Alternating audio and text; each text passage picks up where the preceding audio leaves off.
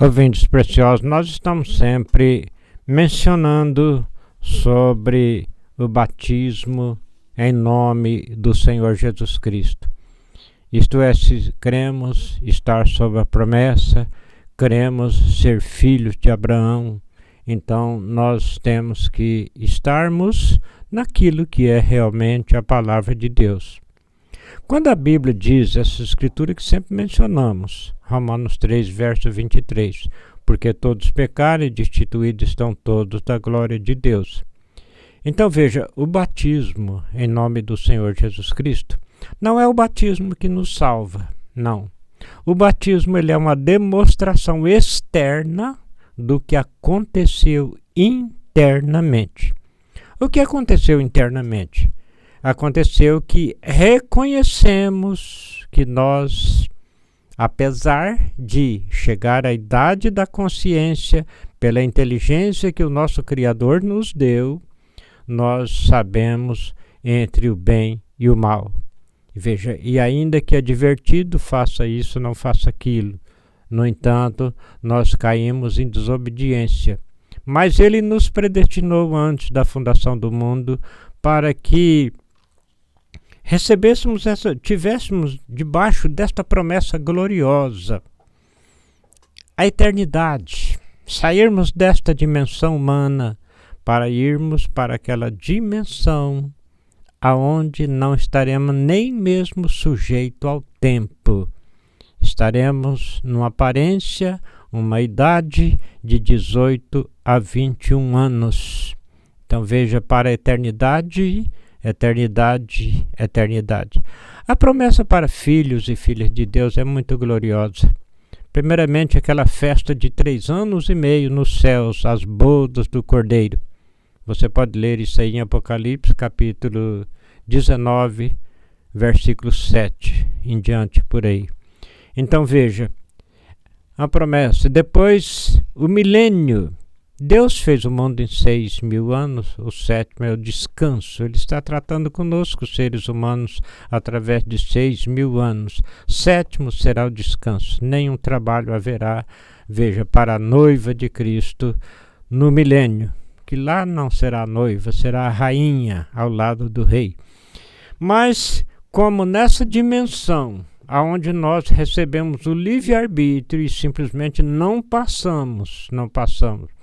Então ele se fez um de nós, tomou a condenação que estava sobre nós, a cravou na cruz, no Calvário, condenado com a pena mais horrível que poderia se dar a um ser humano, pena capital.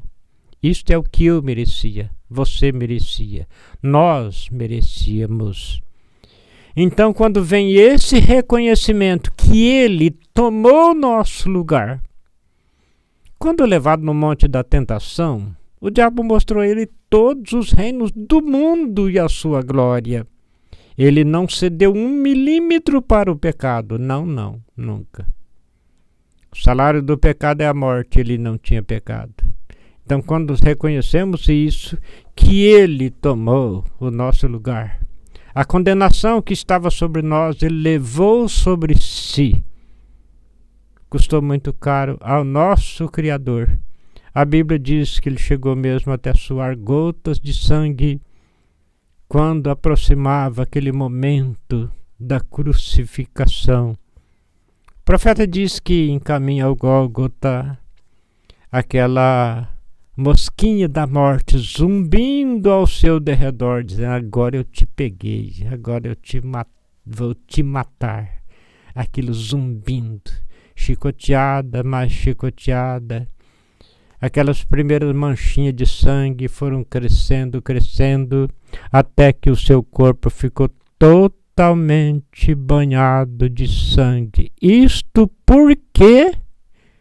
Porque ele sabia que eu creria na sua palavra quando ela viesse diante de mim. Ele sabia que você creria, meu irmão, minha irmã. Ele sabia que essas escrituras, e Jesus respondendo disso, na verdade, Elias virá primeiro e restaurará todas as coisas. Ele sabia que você creria. Ele sabia que você não ia ficar iludido por interpretação humana, que sonega a palavra de Deus, que não crê naquilo que é o cumprimento de profecias. Então veja, ele sabia.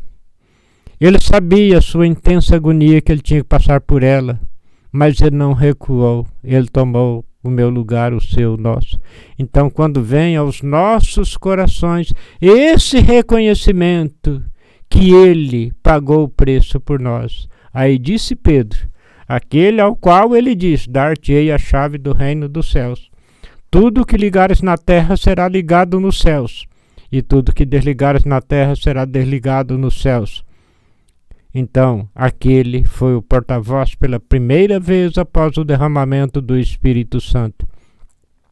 Quando fizeram a pergunta, em Atos, capítulo 2, versículo 37, compungiram-se em seus corações e perguntaram a Pedro e aos demais apóstolos, que faremos, varões irmãos? E disse-lhes Pedro, arrependei-vos e cada um de vós seja batizado em nome de Jesus Cristo para o perdão dos pecados e recebereis o dom do Espírito Santo.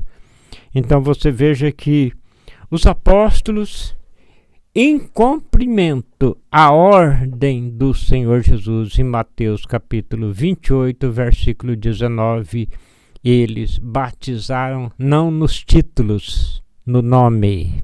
Então veja, Senhor Jesus Cristo, esse é o nome do Pai, do Filho e do Espírito Santo, porque é o mesmo Deus no ofício paternal, Criador sobre nós. A Bíblia diz, o Verbo se fez carne.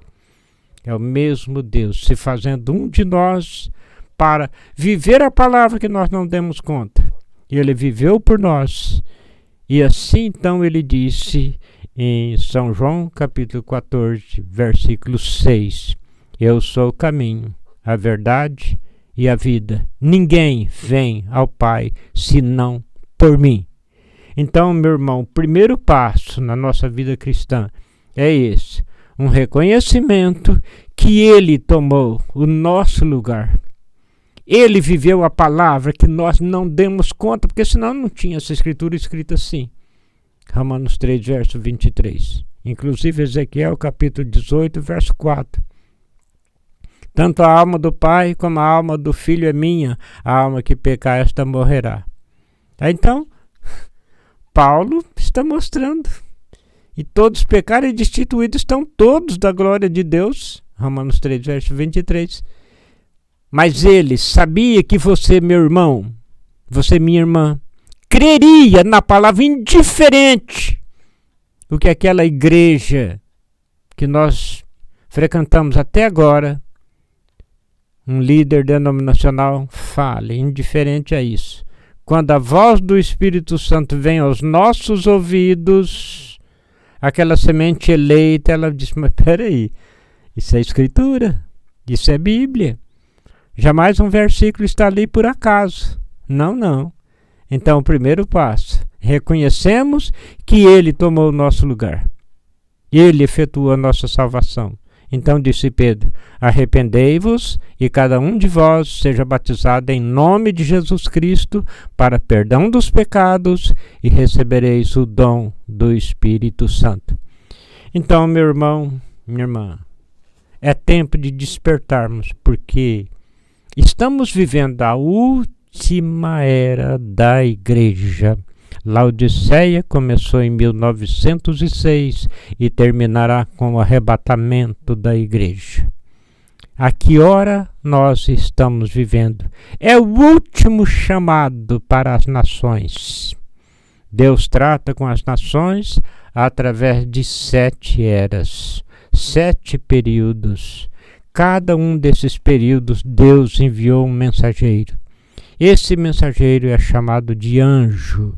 Em Apocalipse capítulo 1, versículo 20.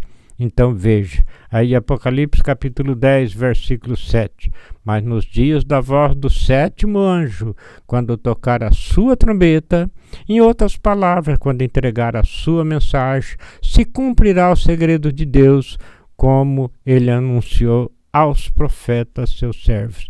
Então, o primeiro passo na nossa jornada cristã é um reconhecimento que ele efetuou a nossa salvação. Com razão sobeja ele diz em São João capítulo 14, já mencionado, versículo 6, eu sou o caminho, a verdade e a vida, ninguém vem ao Pai senão por mim. Por que batizar em nome de Jesus Cristo?